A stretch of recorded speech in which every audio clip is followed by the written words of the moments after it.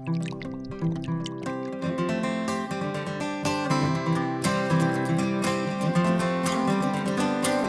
to whiskey kisses with the peachy taste of sin. Greetings, whiskey folk, and welcome back once again to Drinking Out Loud. My name is Adam Bradshaw, and it is an honour and a pleasure to have you here once again for an SMWS OutTurn. And for the first time ever, this is actually part 2 of an SMWS OutTurn here in Canada.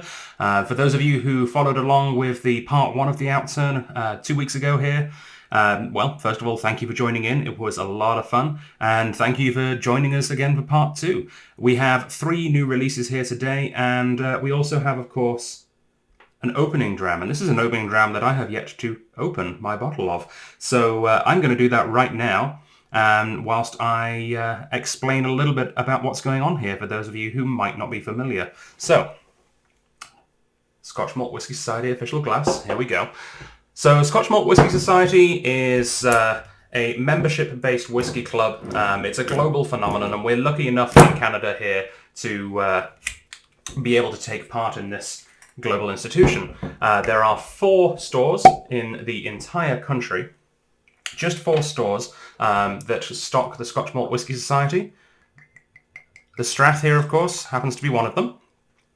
That's who I work for, and who is, I guess, responsible for these videos, in a sense. I'm on company time, I guess. I'm drinking on company time. Of course, there is also Legacy in Vancouver, Keg and Cork in Edmonton, and Kensington Wine Market over in Calgary. And that is the 4 stores that comprise the Scotch Malt Whisky Society of Canada, which is run by an incredible pair of whisky lovers, Rob and Kelly Carpenter, who I'm sure are following along in the live chat, and you might even be able to see them later in the Zoom chat if you hang around that long into the tasting. So what the Scotch Malt Whisky Society does is it bottles not just Scotch, but whisky from all over the world now, single cask, limited edition releases, and the occasional blended malt now as well, and also spirits from around the world too, which is something which I've been really enjoying. I'm actually going to do an entire video soon on malternatives, which is a phrase I've stolen from Ralphie. A malternative is something that would appeal to whiskey lovers' palates that they might not think about diving into, something like an aged rum or maybe a mezcal or an armagnac. And a lot of those are the kind of things that the SMWS has been bottling. Although we haven't seen a mezcal yet, as far as I'm aware. That would be kind of neat. Hey, SMWS, bottle of mezcal. We want to see that. That would be very, very cool. But yes. So we have 3 brand new releases here today, and this is one that we had, I believe, in 2019. That is the token repeat of the day, or my opening dram. And the way it works is every whiskey is given a name. This one is given the name Pure Coziness, but that's not its real name. Its real name is the Scotch Malt Whisky Society cask number 112.33. Yeah, it's very catchy. It rolls off the tongue. Every single edition of the Scotch Malt Whisky Society has that code, and the way it works is the number before the decimal point is the distillery code. So you can solve some clues, or maybe just tune into some podcasts or read some reviews online and find out what some of those distilleries are. But then the number after the period is actually the edition number. So this is the 33rd edition, or 33rd cask of Distillery 112 from the Scotch Malt Whisky Society. Everything else that you need to know about the SMWS is right here on the bottle as well. So this is bottle number 1 of 291. So, very limited edition.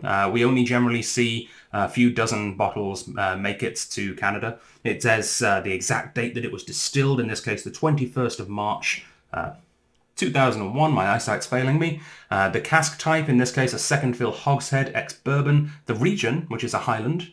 And that's new. That didn't used to be on the SMWS bottles before they changed the label recently. The ABV, 55.8% alcohol. The size, of course, which is always good to keep an eye on, because as some of you know, there's some pesky little 700ml bottlings out there, and we want those extra 50 mils here in Canada if we can. Truth be told, I generally don't notice whether it's a 750 or a 700ml. yeah, it's one of those things I should probably pay attention to more, because 50 mils is, that's a good dram. Like, this isn't even 50 mils.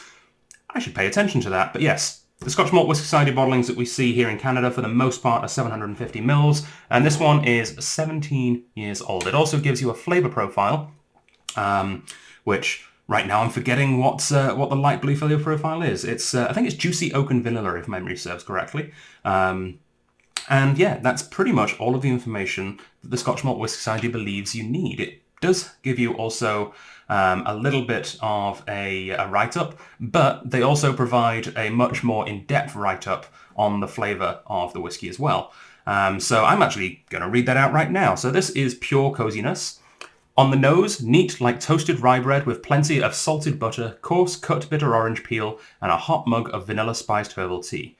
Pure Coziness. Warm, sweet, and spicy on the palate, patchouli, pure essential oil, juicy orange gummy bears, and with a very unusual finish of bitter arbutus honey. Apparently, in brackets, strawberry tree. Is the arbutus a strawberry tree? I've certainly never seen strawberries growing on them, and maybe it's a nickname. Not sure what's going on there.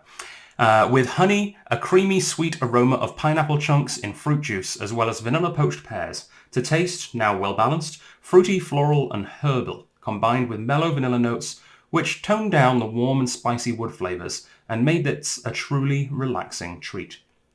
And yeah, from memory, this is a truly relaxing treat. It was a personal favourite of mine. I think we've only got one bottle left now at the Strath. I'm sure it's probably available at least one of the other Scotch Malt Whisky Society partner stores here in Canada. So look out for it at your local store if you happen to be in Vancouver, Edmonton, or Calgary.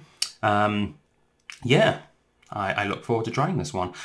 Some of you who are watching this as it debuts live, but not live because it was recorded a couple of days ago, but watching it live with the live chat at 7:30 on the Friday are probably wondering why I'm going into such detail about the SMWS. Well, I realise I'm getting quite a few views from people all over the world who might not have a clue what the hell this is. So I'm very sorry to all of you who have heard my SMWS spiel 1,000 times before, but we are always open to new members. So if you're seeing this video and you're liking the idea of the Scotch Malt Whisky Society, head to smws.ca. There's a whole lot more information about the society at Scotch Malt Whisky Society's official Canadian websites. You can join either by just sending them some money over the internet, or you can join by buying a bottle at any of the 4 stores, but it has to be a bottle that's at least $180, and that will include your first year of membership. So that is how you can join in and play along with the Scotch Malt Whisky Society. And we're quite the interesting group of people. We're a fun bunch of folk. And actually, you should check out the replay of the live chat. If you're not watching this live, you can actually watch the replay and see all of our members chatting. Hopefully, they've got nice things to say about the society right now, and they'll vouch for us.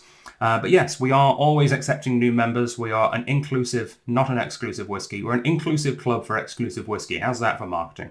But yeah, I'm going to take a couple of sips of this and let you know some information about where it's from. Yeah, big. It's creamy on the nose, but also a little bit balsamic vinegar. It's got this nice creamy, but with a touch of sharpness. It doesn't smell like cheese, but in the same way when you get some of those really nice sharp cheddars, it's creamy, but it's got that sharpness.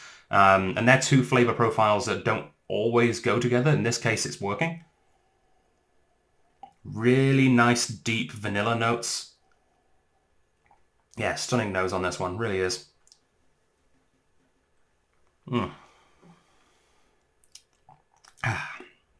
Yeah, it's a beautiful welcome dram.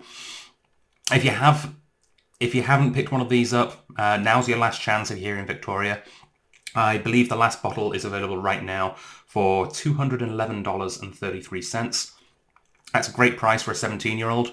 It's actually an incredible price for a 17-year-old. I'm almost doubting my own note-taking.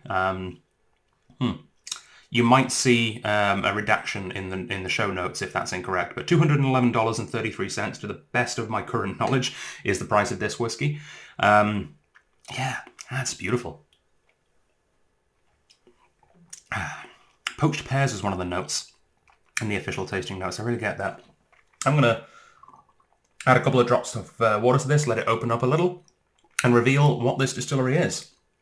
So, this is Inch Murrin, which is a style of whiskey from the Loch Lomond distillery. Built in 1966 by the owners of the Barton Distillery in Kentucky, this distillery brought New World ideals to Scotch whiskey. Whilst the whiskey itself is undoubtedly Scottish in style, the distillery was built from the ground up to be self-sufficient, making 11 different styles of whiskey that can be blended together or released separately. Cask trading and blending spirits from multiple sources is very much a Scottish thing and wasn't done at all in Kentucky, and is only just being started to be more commonplace in North America very recently. While the distillery categorises their spirit into 11 distinct styles, the Scotch Malt Whisky Society only has 5 different codes for their spirit. And you might be thinking, well, 5 different codes is quite a lot, but could be worse, could be 11. But that's because the distillery separates the styles by flavour profile, including peat levels, as well as the distillation technique and ingredients. So, yeah, Loch Lomond Distillery has several different styles of still, several different fermentation styles, and different ingredients as well. They will make grain whiskey. They have whiskey which is not 100% malted barley. They also have whiskey that is 100% malted barley, but because it's not made in a pot still, it's made in a column still. It's not technically a single malt. I believe it goes by Ross Dew. So yeah, lots of different styles of whiskey being made there.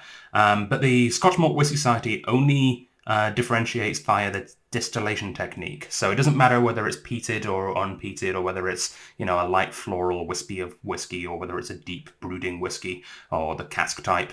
They're only interested in differentiating distilleries' styles by the actual technique, which is why, although there's at least 11 different distinct styles coming from Loch Lomond, you'll only see, so far at least, 5 Scotch Malt Whisky Society codes. And I say so far because Loch Lomond do like to be creative, and I would not be surprised to see more different, interesting styles coming from that distillery in the future.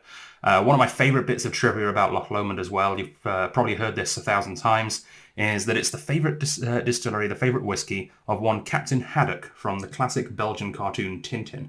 One thing that I didn't realise until actually earlier today is that Captain Haddock was apparently drinking Loch Lomond before Loch Lomond existed. Yeah, that's right. The cartoon Tintin outdates, or predates, or rather, the Loch Lomond distillery. So there you have it. A fantastic whiskey from a fantastic distillery. Yeah, it's becoming a little bit more sweeter and caramel-esque now I've added some water. I hope you enjoyed my introduction to the Scotch Malt Whisky Society, and I'm sure all of the members who are watching this right now are chomping at the bit to get to the brand new releases. We've got 3 new releases for you today. It's working the same as last time. We're going to reveal each whiskey much the same as I just did with this one, and then at the very end of the video I will be revealing the price of all of the new whiskies, and they will be available to purchase straight away at strathliquor.com, all being well, so long as the website doesn't crash again, because we had too many people wanting to buy whiskey all at once last time. Hopefully we've fixed that now, but, touch wood. If it does crash, just please be relatively patient. Don't keep smashing that refresh button. Leave it at least 30 seconds before you try again, please. Otherwise, it's just going to keep crashing. A huge welcome to Scotch Malt Whisky Society members from across the country. It's great to have you back here once again. Let's get on with the show. Ladies and gentlemen, it is whiskey time.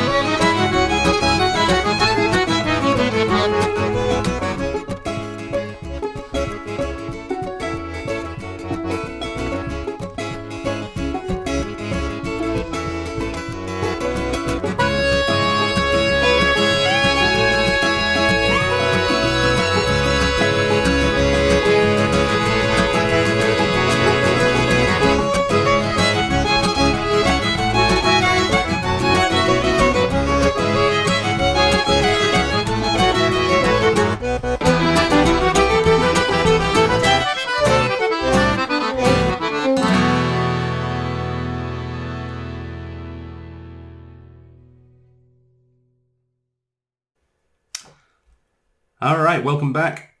I just want to address one quick thing before I reveal and release the first whiskey. I've been getting a lot of feedback of people who are very worried about me, who think that I'm not actually in my kitchen here in beautiful Victoria, British Columbia, but I'm actually in some kind of prison cell because the wall behind me is somewhat plain, and it's painted breeze blocks. And I'll be the first to admit that this wall is pretty dismal, and so a lot of people are very worried about me. I mean, it does feel a little bit like a prison cell at the moment with all the social distancing and working from home. So I was encouraged to put something up on the wall behind me. So this is one of my favourite memories from last year, the launch of 1621 Whiskey Hours, which was our little whiskey bar experiment at the clubhouse bar at the Sticky Wicket pub. Something which I miss, and I'm really looking forward to getting back to once all this is over. We will be relaunching 1621 in some form. There's a chance it might change a little bit. I mean, now seems like a good a time as any to make some slight tweaks and adjustments to the formula. But for those of you who are in Victoria or who visit Victoria who aren't aware, it was a great idea. So between the hours of 16 and 21, there are between 16 and 21 special whiskies available at a disgustingly inexpensive price. We were very clear about our entire project. We decided $4 is all we really need to make on a drink. That's more than enough profit to make on a drink. So whatever the whiskey is, whether it cost us $100 or whether it cost us $600, we're going to divide that cost by the amount of drams in the bottle and add $4. Plain and simple. That's what we did. So it resulted in some incredibly well-priced whiskies. So we look forward to seeing some of you back at the Sticky Wicket when all this is over. I look forward to having a couple of nice drams in person with you guys. But let's get going with whiskey number 1 for this May 2020 OutTurn Part 2. All right. Whiskey number 1 today is called Scottish Trifle with Italian liqueur. Some of us got on the nose neat vanilla custard, Victoria sponge cake and lilies of the valley, whilst others got sauté potatoes with sea salt and rosemary, fresh carrot juice and a Bloody Mary garnished with a celery stalk and lemon wedge. On the taste, initially sticky, bittersweet Seville orange marmalade, followed by banana ice cream, all culminating in a juicy Cranachan trifle. Yes, that's a word I've not seen in a long time. Cranachan, a nice traditional Scottish dessert. With a drop of water, the bananas were now caramelized, and on the palate, we enjoyed traditional Jewish egg bread called challah, with salted butter and manuka honey, as well as a glass of Galliano Italian liqueur. Now, doesn't that sound great? So I'm going to pop the lid back on my opening dram, grab myself a bottle of the Scottish Trifle with Italian liqueur. All right, let's make some room. Here it is. So it is bottle 68.29. There we go. Scottish Trifle with Italian liqueur. It was distilled on the 17th of October 2008. It's from a refill hogshead ex-bourbon. It is from the Highlands. 55.7% ABV, an outturn of 296 bottles. For those not familiar with the terminology there, outturn is, yes, the name of these tastings with the Scotch Malt Whisky Society, but it's also the term for how many bottles you get out of the release. So this is one bottle of 296 that's all you'll ever see of this edition. It is age rated at 10 years old. Age rated was a strange choice of words there, Adam. You can't drink this when you're 10. You have to wait till the legal age, which here in BC is 19. Age stated. That's the word I was looking for. Stated, not rated. Age stated at 10 years old, and this is I assume going to be beautiful based on the tasting notes. Who doesn't love a Bloody Mary, or even better, a Caesar, which is something that I'm slowly getting used to. The first time I came to Canada, I was on a flight from Australia, and I asked for a traditional Canadian drink on the plane, and they gave me a Caesar, and I said, what the hell is this? And they said, well, it's like a Bloody Mary, but we put clams in it. Nuts. You people are nuts. But it does work. Let's crack this open. Also a big fan of challah. Again, from my time in Melbourne, actually. A really good Jewish bakery in Melbourne. Made some fantastic challah and blintzes. Or I couldn't pronounce blintz very well at the time. My ex-wife used to laugh at me, so I called them glick sticks because the bakery was called Glicks. I do love a good glick stick. All right. Cool.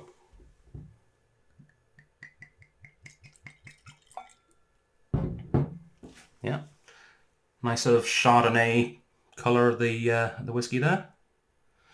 Makes sense for the 10-year-old. It's no surprises there. It's about the right sort of hue that one would expect. Let's see what I think on this one. Oh. You know, it's not the strongest flavour in the world, but I definitely get celery on the nose of this one, and that's something pretty unique. Celery's a cool note to get. I like that. It makes you think about the nose. There's something you don't usually find there. It's not just the normal suspects. Well, the thing I'm really looking for is the banana ice cream, because I am a huge fan of bananas in general, and I don't think I've had banana ice cream, and it sounds incredible. Not getting any banana notes on the nose. I know that at least 2 people watching this have just gone in the back of the head, banana note, do, because it's a running joke we have. Not getting any banana notes on the nose, but let's find out if I'm getting it on the palate. I truly hope I am.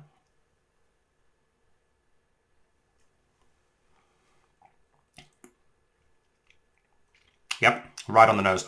So, well, not on the nose, but right on the palate.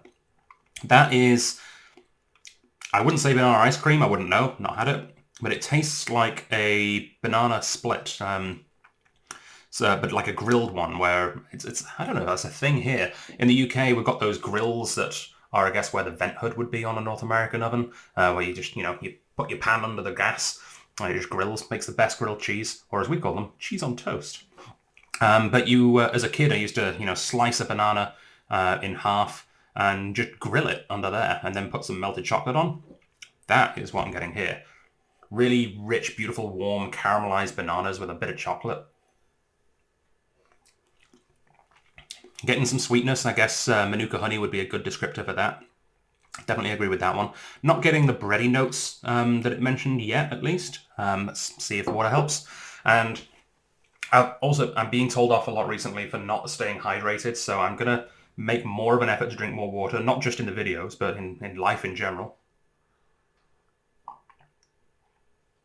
There's been at least 5 days in the last 2 weeks where I've come home from work slightly grumpy, and Kristen's asked me, "Have you had any water today?" I'm like, "No."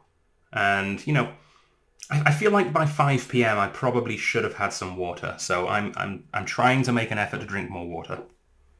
Because if I drink more water, it means I can drink more whiskey, and then we're all happy.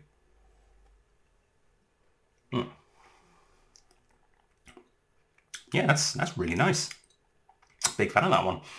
So I know some of you who are very familiar with the codes already know what 68 is.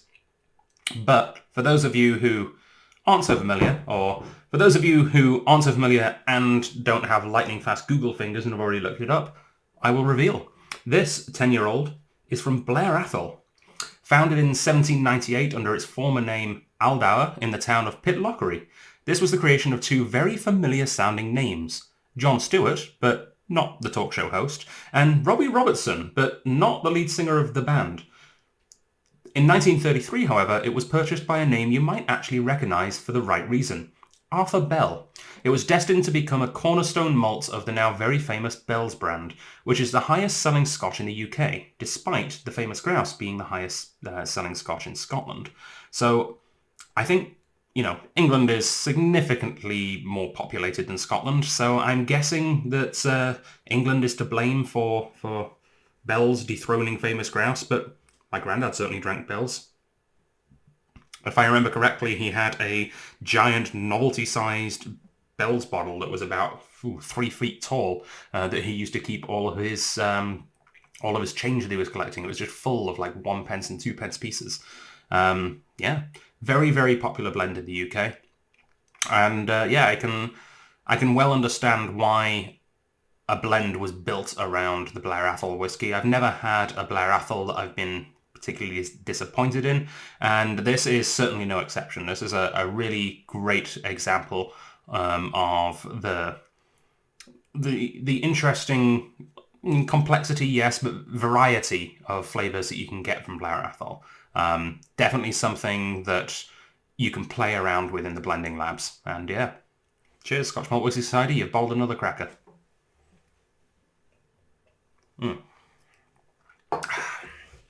So let's move on to the second whiskey today, or, well, my third whiskey, but the second new release. This one is called Peppery Pears and Praline.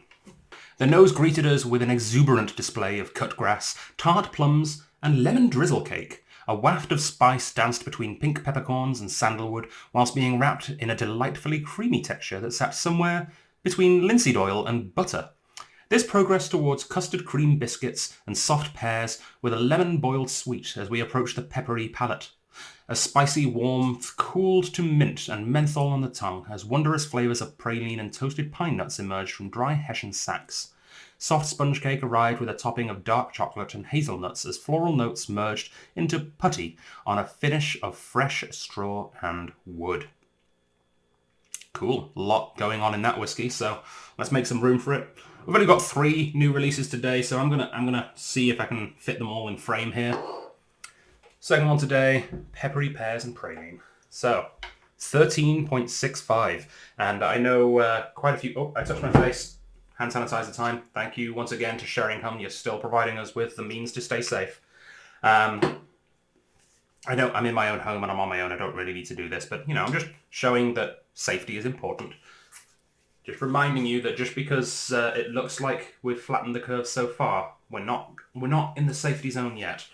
Okay, so Distillery 13 has some fans. Interestingly, I would say especially with our local members, Distillery 13 specifically has some big fans from the ones we've had so far, and I would say people are fans of Distillery 13 more than they are of the releases that Distillery 13 comes from. What I'm trying to say is they prefer the SMWS bottles quite a lot to the official bottles. That's what I'm trying to say there. I'm not sure my words were quite making it out in the right order.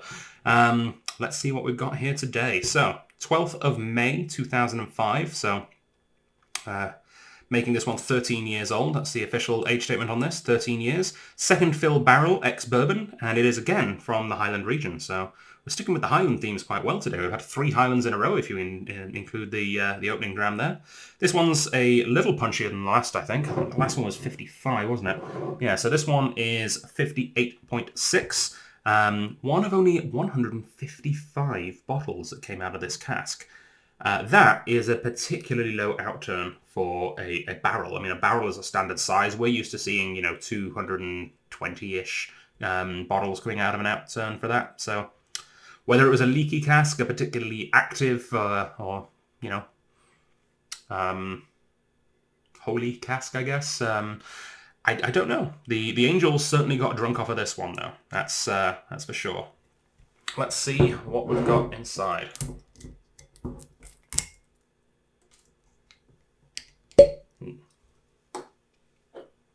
Trying to mix up the sound. So a lot of people have been noting I always go ooh. So that was a It was just as good as a ooh. I'm just a fan of the sound of opening a bottle. I'm also the fan of the sound of pouring a glass. More so, though, I'm a fan of smelling and drinking the glass. So let's see what we've got.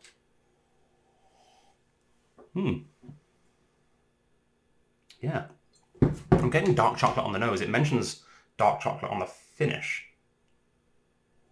That's really interesting. Yeah. Custard cream biscuits are... I think I mentioned that in the last outturn, actually. Or one of the Drinking Out Loud videos recently. I think the closest thing we have here to a custard cream biscuit is those sort of blonde Oreos, the not chocolate Oreos. They're kind of similar, but do yourself a favour. Go to the British aisle of your local thrifties and get yourself some custard creams. They are delightful. Or if you're feeling chocolatey, get some bourbon creams, which do not contain bourbon. I was very actually disappointed as a kid after, a good decade or two, well, not two, I was a kid, a good decade and a half probably of eating bourbon biscuits to then finally be old enough or trusted enough to drink a glass of bourbon and discover bourbon doesn't taste like chocolate. That was actually gut-wrenching at the time, but now I'm just very happy because I like the taste of bourbon potentially more than I like the taste of chocolate. Yeah, it's got a good nose, this. Yeah. Despite the colour not being hugely saturated, it's a little more golden than the last one. It smells a lot more mature than it looks. It's got a really nice, well-integrated oak nose. I think that's where the spice that it mentions is sort of showing. Peppercorns and sandalwood it mentions, and yeah, it's definitely got that kind of oaky, mature nose. If I didn't know this was 13, I'd probably guess it was a chunk older. Like, more in that sort of 18 to 20 range, possibly. I'd probably guess in a blind tasting that this was older than the opening dram, which is 17.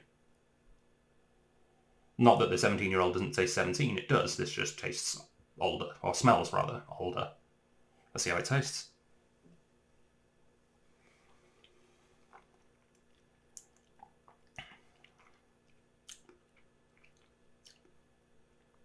Yeah. I don't mean any offense to the people that make the official bottlings from this distillery. They have legions of fans and they serve a very particular purpose. But for my own palate, and I think for a lot of people who are used to drinking whiskies of the caliber of the Scotch Malt Whisky Society, I have never had an official release from this distillery that was even remotely as good as what I've got in my hand right now. Every time we've had something from the Scotch Malt Whisky Society from this distillery, I've been blown away. I remember the first time a couple of years ago, I was shocked because I just didn't think that I liked that distillery's whiskey. I thought it's a very highly regarded distillery, a very, very highly regarded distillery that's got legions of fans. I just figured, well, maybe it's not for me, and that's fine. It just means more for other people. I wasn't going to not stock it in the store. I'm still, a supporter of their vision and what they're doing, but yeah. But this, seeing what their stills can create when it's not then sort of, I can't think of a polite way of saying dumbed down, but I'm going to say dumbed down to, chill filtered, coloured, 40%, pedestrianish whiskey. Seeing it at its full glory is just an absolute delight and something that you don't really see with other independent bottlings. And so we're really lucky as Scotch Malt Whisky Society members to get whiskey from this distillery. And I should probably just save myself the effort of having to say this distillery every time and just say what it is. This is a Dalmore. Dalmore was founded in 1839 by Alexander Matheson, and it stayed in the Matheson family until 1891, when the Mackenzie brothers bought it for £14,500, which is approximately 25,000 Canadian dollars. In today's money, that would be about 600,000 Canadian dollars, which is an incredible deal, especially if you take into account the fact that currently in the BC market, the 1966 Constellation bottles retail for about $40,000.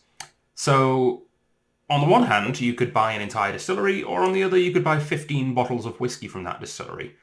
I know which one I'd choose. The distillery, right? Yeah, that's the obvious choice. Anyway, Dalmore, you've done it again. SMWS Dalmore has been just a delight every time I've had it, and yeah. So thanks, Rob and Kelly, for continuing to bring these guys in. Once again, I'm a happy drinker. All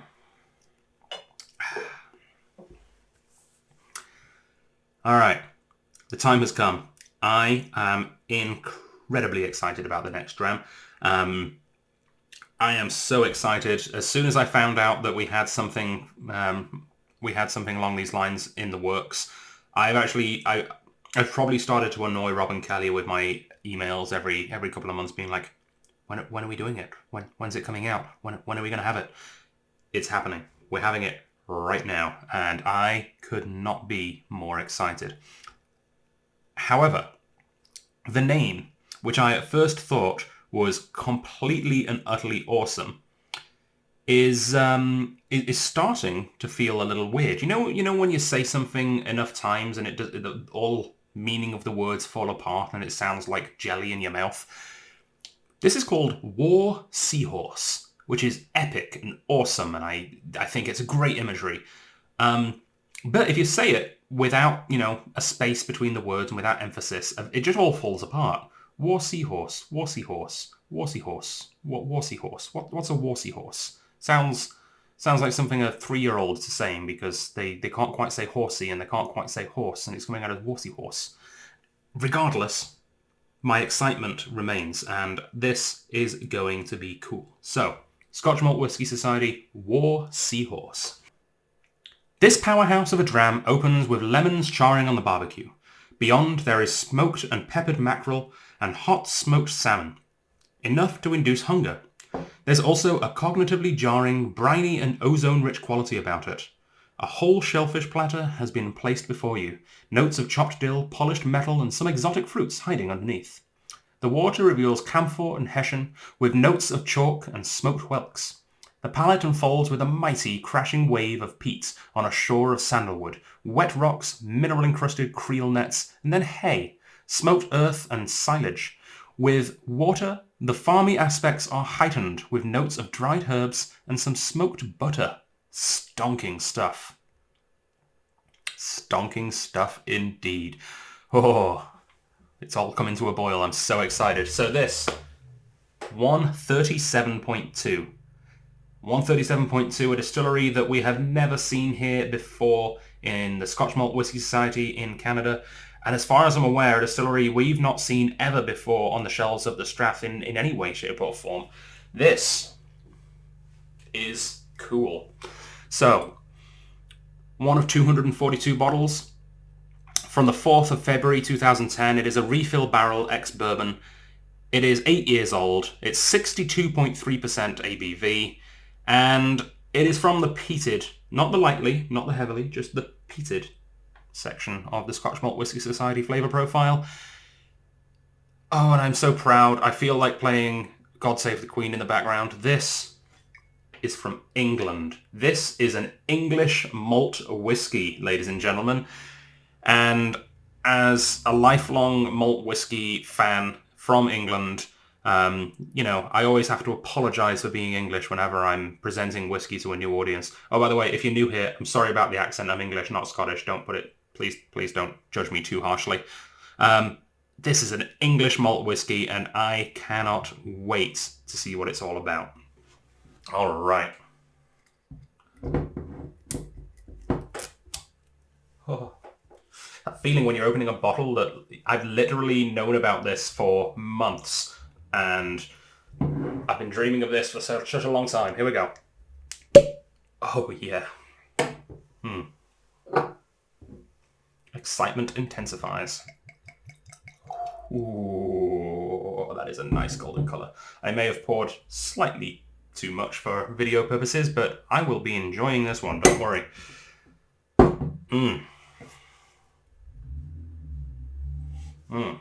Okay, War Seahorse, welcome to the party. You smell incredible.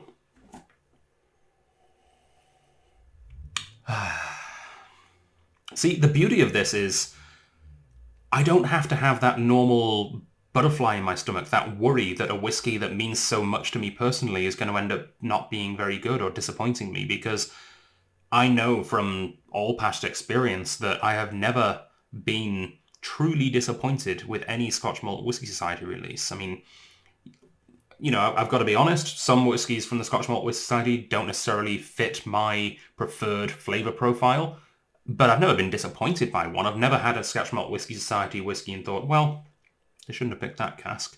And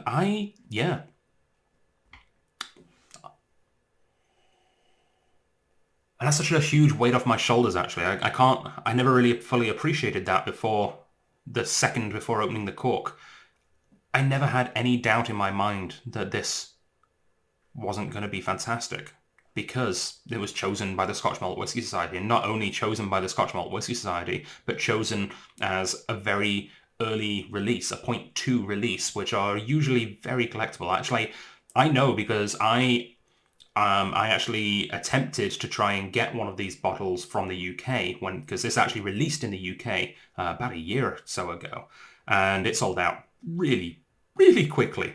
And not only did it sell out really, really quickly, they had a very strict limit of only one per member as well. I mean, in the UK, a lot of people will buy 2 of a whiskey or 3 of a whiskey sometimes. But yeah, 1 per member, real, like, almost instantaneous sellout from what I remember. And yeah, this is...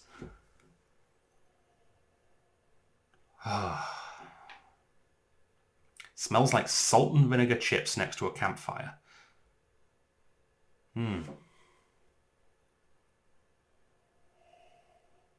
Oh, it smells like woolen socks drying on hot rocks.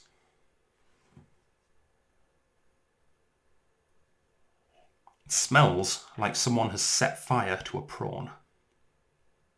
That is cool.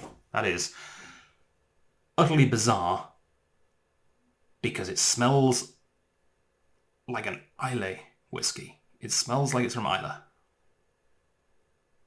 But it's from England.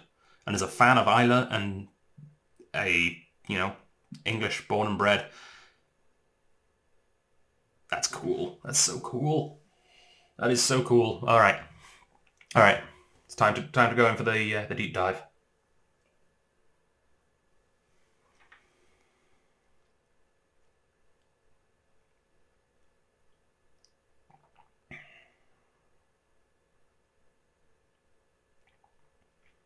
Yeah. Yeah. That's nice. Has a little touch of iodine. I don't know where they're getting the peat from. I should... I'll see if I can find out. If I find out before the live chat, I'll put that in the live chat there. I'd love to know where they're sourcing the peat. Whether... I don't think they're peating in-house, so they must be getting it from a maltings that does peated barley. Maybe they're getting it from Port Ellen, which would explain a lot. But yeah, that is a herbaceous, big, smoky, iodine, tropical fruits definitely on the palate there. I'm getting a lot of that papaya, almost a pineapple thing.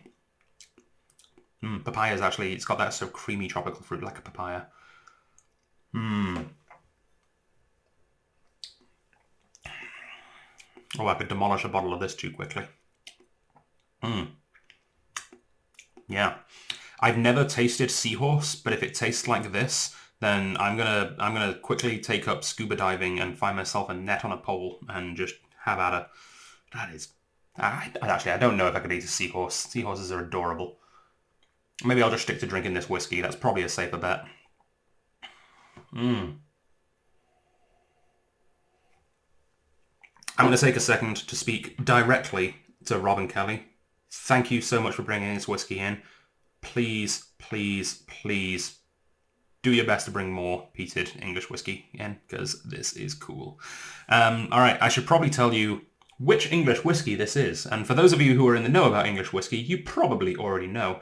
But for those of you who are going, English whiskey, the Sassenachs can't make whiskey, that's bollocks. What's going on here? And you're saying it's good? I don't believe you. I will tell you a little bit about this distillery.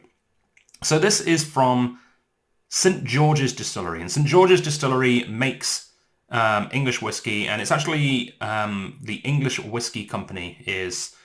I'm a little confused because the English Whiskey Company is both the name of the whiskey and also the company, but St. George's kind of fits in there somewhere in between as the distillery name. It's like a fun branding sandwich there. English Whiskey Company at the top, St. George's in the middle, English Whiskey Company again at the bottom. It's great.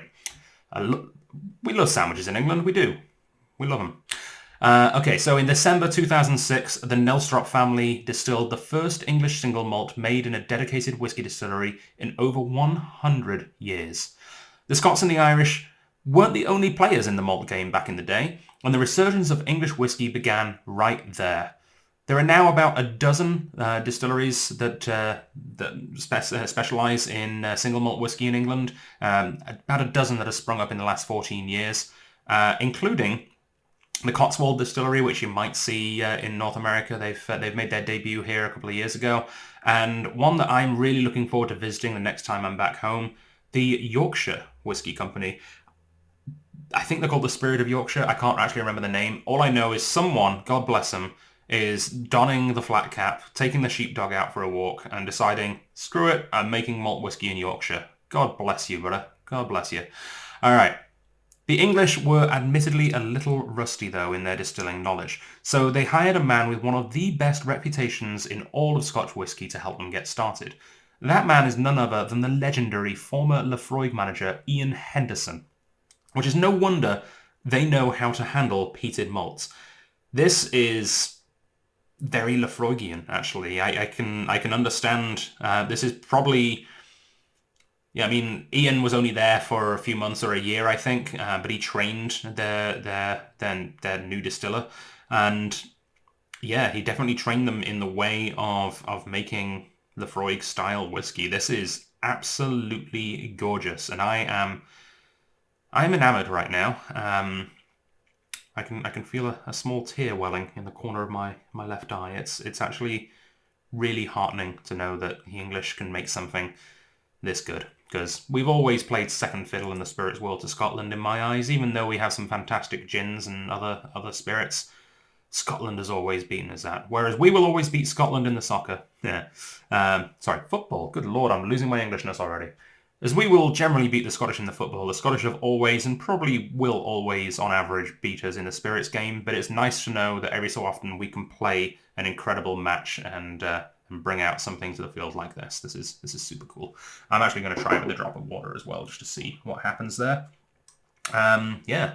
So in a moment, I'm going to be revealing the prices for all 3 of these new releases and clicking the big red button on the website to make them go live. Again, a reminder, the website might possibly crash. I really hope it doesn't. I think we've solved the issue, but if it does, please don't keep smacking the refresh button because that'll only make things worse. Please, I know you're desperate to get these whiskies, but try and wait at least 15 to at least 30 seconds before hitting the refresh button, because no one's going to get the whiskey if people just keep smacking the refresh, because that's how you overload a website, apparently. Cool. So I will be playing another track from my friends back in Edinburgh. I'll be playing another song at the end of this video to give you guys some time to buy the whiskey, to powder your noses and go away, grab yourself another dram, a glass of water maybe. Oh, water! Yeah, I should probably drink more of that. Speaking of. Yeah. So take care of yourselves. And then join us back here for not back here, but on Zoom rather, for the after party, the virtual vaults, where we will actually go into detail and about our last 2 weeks. We'll talk about our fortnights, and we'll talk about the whiskey that we've been enjoying, and we'll talk about the whiskey that we released at the part 1 of the May 2020 OutTurn. Thanks to everyone who took part in that part 1, by the way. We actually sold out of 3 of the 4 releases in 24 hours, so we still have some of the Highland Park left, believe it or not. So if you're a fan of Highland Park and you want to pick up some of that, the link, I'll throw the link up right now. The link for the Highland Park is in the live chat. And if you're interested in picking up one of these 3 incredible new releases, well, here's your chance. So the first of today's new releases was the 68.29, the 10-year-old Blair Athol. That can be yours for $154.70, a stunning deal. Next up we have the 13.65, that's the 13-year-old Dalmore, $186 even for that one. And finally, the first ever English single malt from the Scotch Malt Whisky Society of Canada, the 137.2.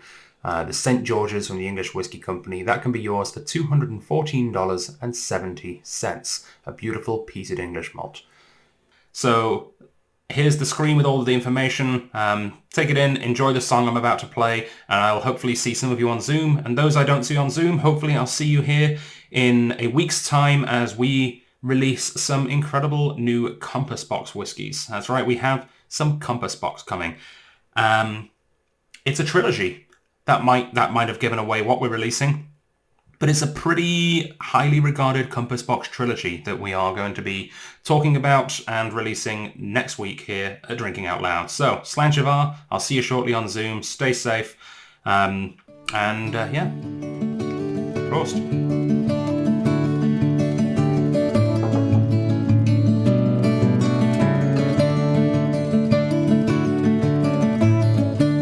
This weary earth we walk upon, she will endure when we are gone. While kingdoms come and kingdoms go, rivers run and rivers flow. You know I don't believe it's true that in this world there's nothing new. For darling, you have just begun. Rivers flow and rivers run.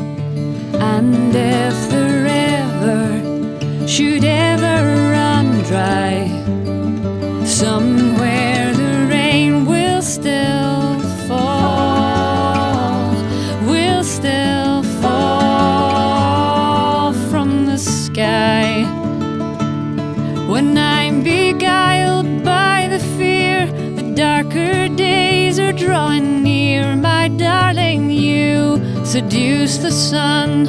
Rivers flow and rivers run.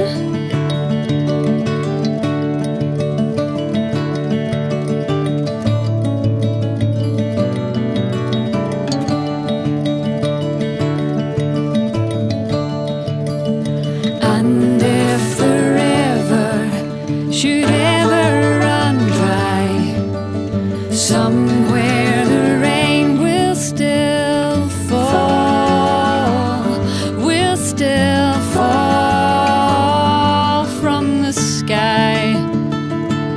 This wounded earth we walk upon, she will endure when we are gone. But still I pray that you may know how rivers run and rivers flow. And if the river should ever run dry, somewhere the rain will still fall, will still fall from the sky. I cross my heart and I hope to live just long enough that I can give it all to you, my darling one. Rivers flow and rivers run, my darling one. Rivers flow